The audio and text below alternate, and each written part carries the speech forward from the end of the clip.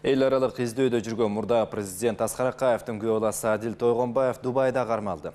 Тойгонбаевге Кыргызстанда алдамчылык, уурдоо, салык төлөөдөн баш тартуу беренелери боюнча айып тагылып, ага 2005 жылдын 24 мартынан кийин издөө жарыяланган.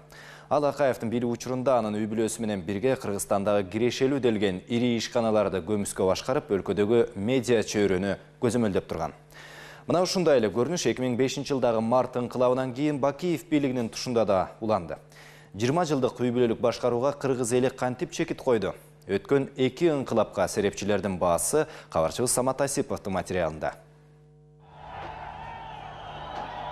2005 жылдын 24 марты. Бул дата тарыхка Акаевдин үй бүлөлүк режиминин акыркы күнү катары кирди. Жаз алды менен толкуп чыккан элдин негизги нааразычылыгы 2005 жылдын февраль айында өткөн парламенттик шайлоонун жыйынтыктары эле.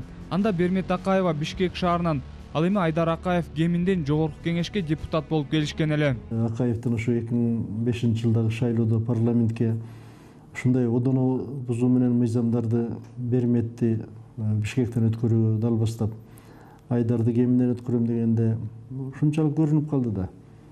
Экөө тең өткөн эмес, өтүшү мүмкүн эмес болчу. Бирок экөө тең өттү. Калган талапкерлердин баарын баягындай түртүп коюшту да, күч менен гана. Каалаганын жасап коюшту шайлоо комиссиясынын аркылуу. Президенттин балдары парламентке келе электе эле Кыргызстанда үй бүлөлүк башкаруу толугу менен орноп калган болчу. 2005 жылдагы революциядан кийин мурдагы президенттин мүлкүн аныктоо боюнча комиссия түзүлүп, ал Акаевдердин үй бүлөсүнө таандык 130дан ашык компаниялардын тизмесин жарыялаган. Анын ичинде Манас аэропорту, Бишкектеги ири соода маркеттери, завод-фабрикалар, бир нече телеканалдар, уюлдук байланыш операторлору, Ысык көлдөгү 10го жакын эс алуу жайлары, май куюучу станциялар, банктар жана элиталуу деп эсептелген лыжа базалары болгон. Мындан сырткары элдин көчөгө чыгышына авторитардык башкаруу системасынын түзүлүшү, коррупциянын күч алышы, үзөңгү кууштун сатылышы түрткү болуп, 2002 жылы 6 адамдын өмүрүн алган Аксы окуясы чоң толкундоолордун себеби болду. Мына биз көрүп турган Ак үйдө Акаевдин убагында Айдар Акаев, Бермет Акаева, Майрам Акаева баш болуп, бүт ушу үй бүлөнүн бардыгы ушул Ак үйдө бүт маселени чечип калган учур болгон да. Бакиевдин убагында Жаныш Бакиев, Максим Бакиев, Ахмат Бакиев, дагы башка Бакиев болуп, ушундай бир үй бүлөлүк башкаруунун орнотулганына биздин элдин мындай чыдамы кетти да. Мына ушундан соң Акаевдин Кыргызстанды экинчи Швейцария кылабыз дегени куру бекер сөз экени. Ал эми Бакиев Ак үйдү коргош үчүн колума курал алып, кимиси болсо да атам дегени далилденди. Бийликке жаңы келген Бакиев 2 жыл өтпөй эле мурдагы президенттин жолуна түшүп, үй бүлөлүк башкарууну түптөөгө киришти. Коррупциянын деңгээли ашып гана түшпөсө, азайган жок.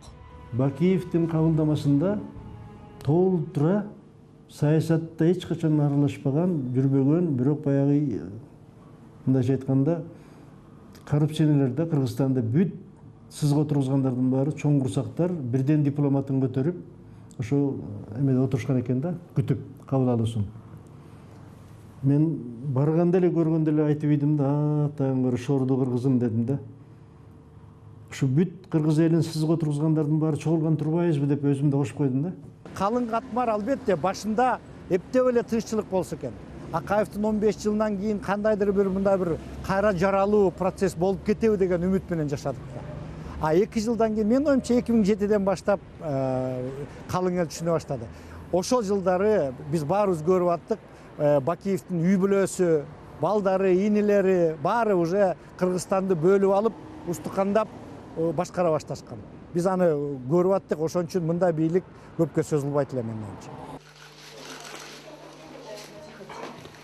Саясатчылар экинчи президенттин убагында сөз эркиндиги буулуп, атүгүл журналисттерге карата куугунтуктар күчөгөнүн да кошумчалашат. Белгилүү журналист Сыргак Абдылдаев 28 жолу бычак жеп Швецияга качууга аргасыз болсо, 2009 жылы Белый пароход басылмасынын негиздөөчүсү Геннадий Павлюк Казакстанда өлтүрүлгөн. Белгилүү каскадер Үсөн Кудайбергенов, депутаттар Баяман Эркинбаев, Санжар Кадыралиев, Тынычбек Акматбаев, Руслан Шаботоев, Жыргалбек Сурабалдиев, грек-рим күрөшү боюнча Балбан Раатбек Санатбаев, президенттин мурдагы администрация жетекчиси Медет Садыркулов да дал ушул Бакиевдердин бийлигинин курмандыгы болушкан. Эгер экинчи революция болбогондо Кыргызстандын азыркы абалы кандай болмок деген суроону ар бир эле өзүнө берип жүрсө керек. Биздин артыбызда мындай тынбай аңдымай, радиону жапкан, телеканалдарды жапкан элдерге бир мындай чындыкты жеткизгенге эч бир мындай мүмкүнчүлүк калган эмес да. Журналисттерди уртепкеге алып, саясатчыларды камап, ушундай бир өтө мындай бир зордукчул иштер болгон да.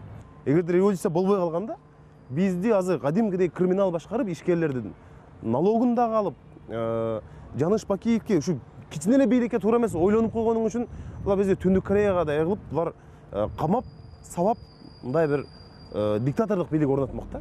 Ошентип Бакиевтердин үй бүлөлүк, кландык режимине, социалдык экономикалык абалдын солгундашына, соттордун акыйкатсыздыгына кыжырданган эл 2010 жылы 7 апрелде экинчи президенттин бийлигине да чекит койду. Чындык үчүн чыркыраган 87 азаматтын өмүрү кыйылды.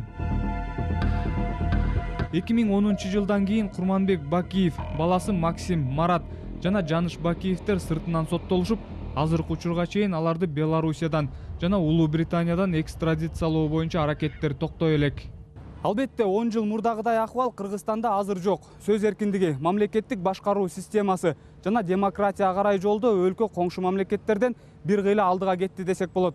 Эми мына ушундай деңгээлге социалдык экономикалык абалды алып чыгуу азыркы жана мындан кийинки дагы бийликтердин негизги милдети болуп турат. Самат Асипов, Бекназар Шерманбетов, Коомдук 1 канал.